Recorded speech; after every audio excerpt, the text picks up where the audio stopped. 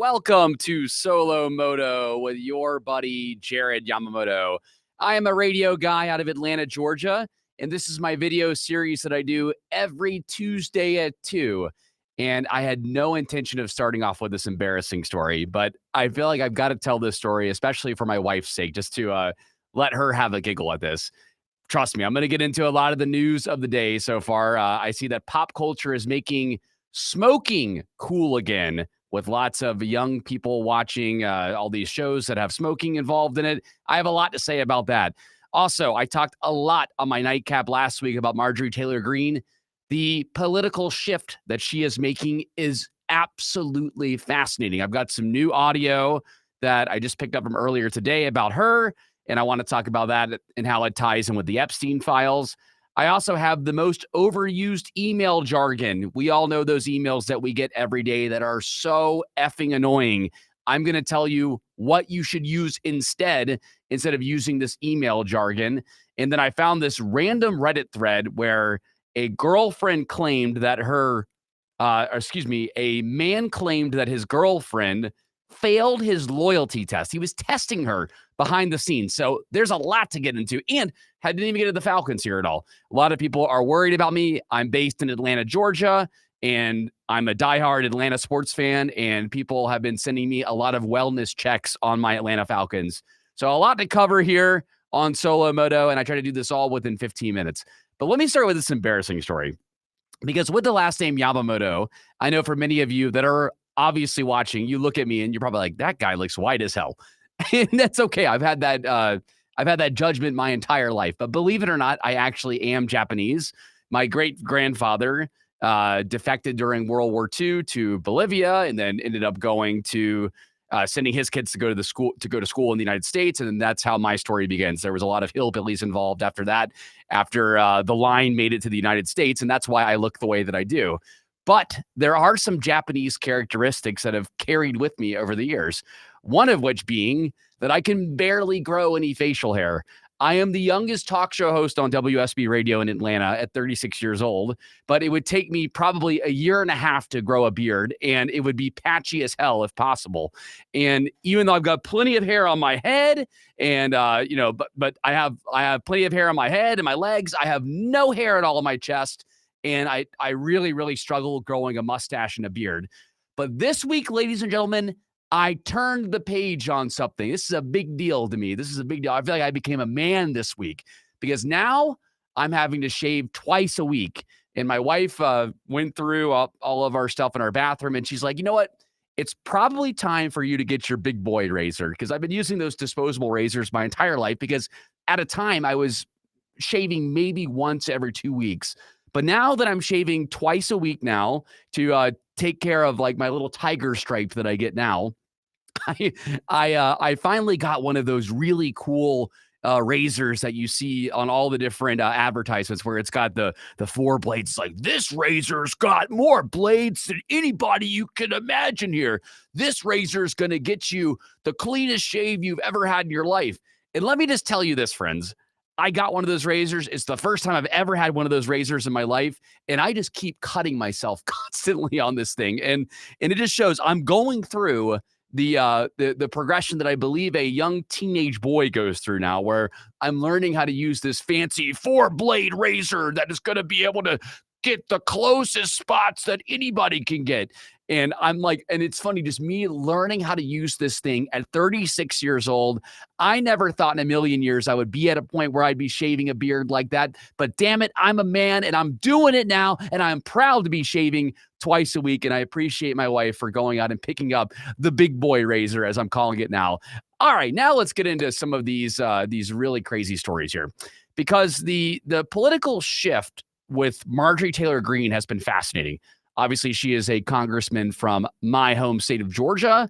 And for the longest time, I haven't been the biggest fan. I've been pretty open that I'm not a fan of the hyperbolic politics. I don't love, but I'll let me at least preface with this. If you do something that I feel like is impactful and is good for Georgians, and you use all the hyperbolic language, fine if you do it, but just make sure that you actually are providing results to my fellow Georgians, Atlantans, Americans, you name it. Like the hyperbolic language has certainly been something that has picked up over the past 10, 15 years, and we all know why. But with Marjorie Taylor Greene, there's been quite a shift lately where she has gone from basically being kind of a ass kisser to President Trump to now being kind of her own person. And I know why. And I talked a lot about it on my nightcap last week. What I speculate is that some internal polling came out and it showed that she really only resonates with very conservative people here in the state of Georgia. And that's fine in the district that she's in.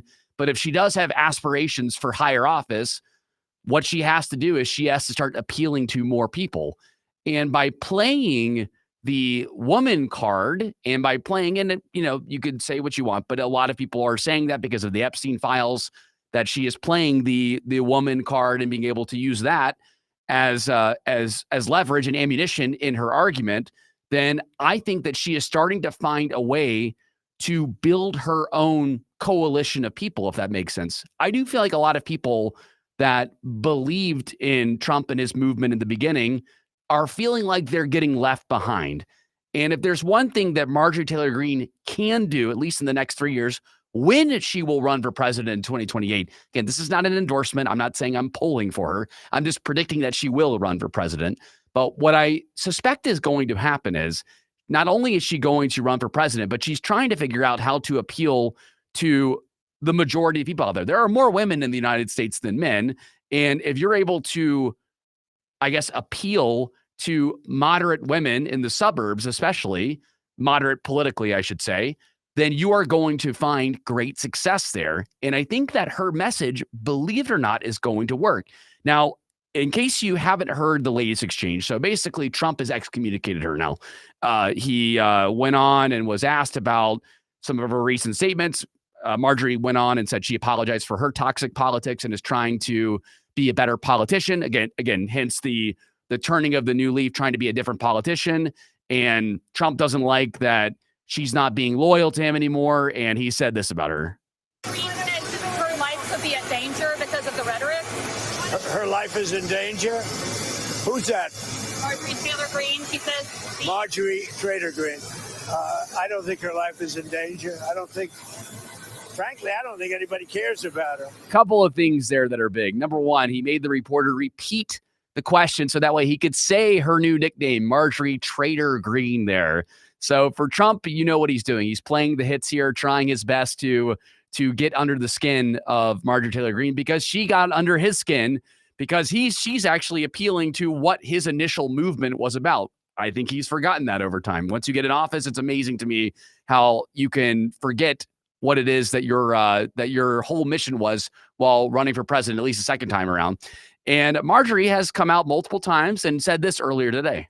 I was called a traitor by a man that I fought for 6 years for.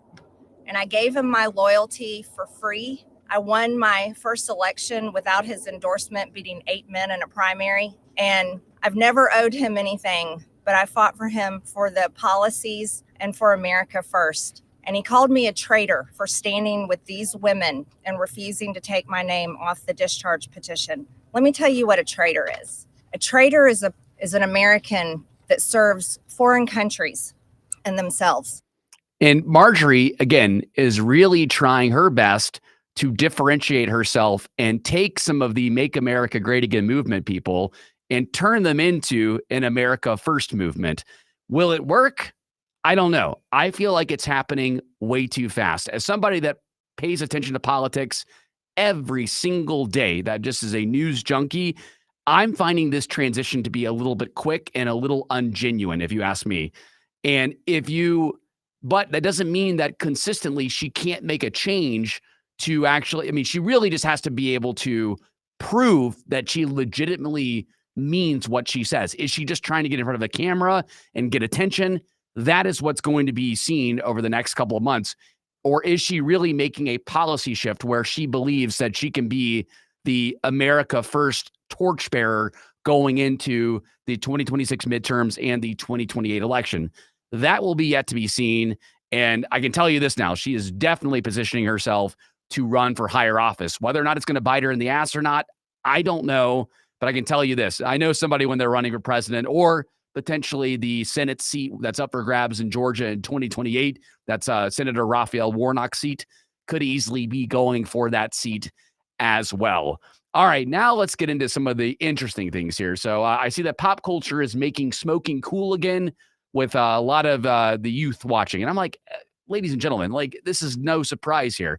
The second that people see people smoking on TV, they're going to perceive it to be interesting and cool. But what needs to continue happening is you just have to keep touting the harm that it does to your body. And in most states, it's incredibly expensive. I can tell you now that when I was in the age range where people were concerned about, starting up smoking and the addictive habits that come behind it, what deterred me the most as a college kid, and I guess even in high school too, was the cost of it. I could not afford to get a pack of cigarettes. So I knew then that I'm like, okay, all right, well, that's going to be out of range for me there. I'm not going to waste my money on something that I know is not going to be affordable. So I think as long as most states make it to where it's unobtainable for people, then I think that's a smart way to go. Tax the hell out of it. I would do the same thing with marijuana, with the hemp loophole that just got closed up. I feel so bad for these brewers and these creators of hemp products that are just now having to change the way that they have to operate from basically starting in 2026. I really hate that they're having to go through that. But what I would say is as long as it is taxed heavily and it is too expensive and out of the reach of most young people, then I think that they're going to stay away from it. They're going to think financially responsibly about things. I know plenty of Gen Z and Gen Alpha people that are definitely making decisions where they're like, oh, I can't really afford that now. I'm not going to drink because of this. I'm not going to do this because of this. And they end up making alternative decisions. And that's what you have to do now. So yeah, pop culture is making it cool again. And you see it on screen, but I would never ban Hollywood or any of these other filmmaking companies or these shows that are coming out from depicting smoking in the scene. A lot of times the depiction is there to help tell the story of the protagonist in the actual movie or in the show that you're watching. So I love when these things start swirling here, like, well, if we just take it out of movies, then people aren't going to do it anymore. Get out of here. Like that's not going to happen. And it should not happen. All right, now let's go to this Reddit thread that I found. This is wild here. Several major news outlets have picked it up here. So I'll read the headline from People to you. From people.com, that is. Man claims girlfriend failed his loyalty test after asking friend to send her flirty message. So one woman on the internet asked for advice after her boyfriend tested her. And the long story short is that this boyfriend was basically undercover sending these very flirtatious messages to his girlfriend and got upset because at the end of all this here, she said that I guess the alias said to the girlfriend, oh, that you look pretty. And she just said thank you to it. And I'm sorry, like if you are so insecure in your relationship that you have to test your partner out behind the scenes and be dishonest and have to go under an alias to do this, then you should not be with that person there. There is nothing that she did wrong there. It is perfectly okay for somebody to direct message you and tell you that you are attractive or handsome or compliment you via. You can't control what people are going to say online. The response that she gave saying thank you is not overly flirtatious. She never gave her number. She didn't go any further than that. And if somebody is that insecure where they feel like they can't trust their partner because you don't know what kind of direct messages are happening. People send DMs and videos and all kinds of stuff all the time. And in the era that we live in, you can't just get upset over something very small like that. So hopefully I solved that there. The Reddit thread, people were going back and forth, saying that she's not loyal to him. He should break up with her. And I'm like, no, this is absolutely completely untrue here. With the way he is acting, rather, he is in the wrong here by overreacting to somebody complimenting his girlfriend via direct message. All right, I'm already at 15 minutes here, and I've got so many other things here. So let me start seeing those likes here on. I'm seeing them okay on YouTube. I'm seeing the Facebook likes. All right, I'll keep going a little bit longer here. Instagram, I see I see you guys all weighing in over here too. So I'll keep it going just for a little bit longer. I do Solo Moto every Tuesday at 2. And of course, you can get my radio show, which is essentially where this was born out of, Solo Moto, the Nightcap with Jared Yamamoto. You can grab it wherever you get your podcasts, on Spotify, Apple Podcasts, all the different podcast providers out there. And you can get even more of me out there. All right, couple things I want to get to here. Number one, the most overused email jargon and why it has to go. So if you're a big emailer, stop saying these. Reaching out, follow up, check in, aligned, and please advise. I couldn't agree more. Pick more creative ways. Hell, I don't even care if you use ChatGPT or Grok or any of the AI services out there. Do not use those. They are used way too much. As somebody that works kind of in corporate America, I can tell you this. Those that jargon is used way too much. Don't do it. This article is absolutely right. Come up with better alternatives. All right, now let's get into Thanksgiving here, because apparently a lot of people are concerned about the cost of Thanksgiving. They're just concerned about the cost next week. We get articles like this every single week. And thankfully for you, we are partnered up with CNN here at WSB Radio and CBS, and we get wonderful packages like this. Outside the King Center in Atlanta, long lines of cars as people wait for free food to be handed out at this Thanksgiving food drive. This is going to make a tremendous difference. Miss Williams works part-time, but she says it's not enough to put food on her table. And it's not just Thanksgiving she worries about. It's every day. It's tonight. I need dinner for tonight. Her story is like so many others as the cost of food continues to rise. We've seen an increased need. We've seen seniors coming that need assistance. We've seen families. The government shutdown put a strain on already busy food banks, with millions of food stamp recipients not receiving assistance through the federally funded Supplemental Nutrition Assistance Program known as SNAP, and hundreds of thousands of federal workers not getting paid. But rising food costs are making groceries more expensive for everyone. But for many families, they're still struggling to put food on their table and keep that roof over their heads. Average grocery prices are up nearly 3% from last September, according to the latest Consumer Price Index report. Prices for key Thanksgiving staples like potatoes, meats, fresh vegetables, and bakery products are all up. And tariffs have caused the price of many imported items like wine to jump. One wine store says prices are 5 to 12% higher this year. There is some good news. On Friday, President Donald Trump signed an executive order that retroactively lowered tariffs on beef, tomatoes, coffee, and bananas, as well as other products coming from agricultural imports. I'm Jen Sullivan reporting. Appreciate that there, Jen Sullivan. Yeah, it is concerning that there are so many goods and groceries that cost so much going into the Thanksgiving season. I know one hack that I'm seeing is try to buy the store brand products instead of buying the name brand products while you're there. And you should save a significant amount of money trying to get ready for Thanksgiving next week. All right, we are definitely well over our time here. I'll at least wrap with this. Hopefully we learned a couple things here. Number one, the big shift in Marjorie Taylor Greene's, attitude and her stance and her politics is because she's running for president. Number two, we can't worry about kids that are smoking because pop culture is always going to have that in their films, and we should never regulate smoking out of movies and shows and films and everything like that. Let's forget about that. And if if you have a boyfriend or a girlfriend that is going behind the scenes and acting as an alias to try to out you for being a disloyal partner, I'm sorry, you need to get out of that relationship immediately. There are lots of things that we learned here today on Solo Moto. And as for the Falcons, I'm going to say this. I'm putting this pressure out there for everybody at Flowery Branch, where the Falcons are based. Take care of business. Win 7 in a row, and I'm back. 7 in a row. I know that Michael Penix is out for the season. Kirk Cousins, you're fighting for your career. If you want to keep playing football next year and into the future, win 7 in a row, and you will have my affection back. That's all for Solo Moto today. Thank you so much for tuning in. Grab my nightcap wherever you get your podcasts. And of course, follow me on all my socials at Jared Yamamoto. Bye-bye.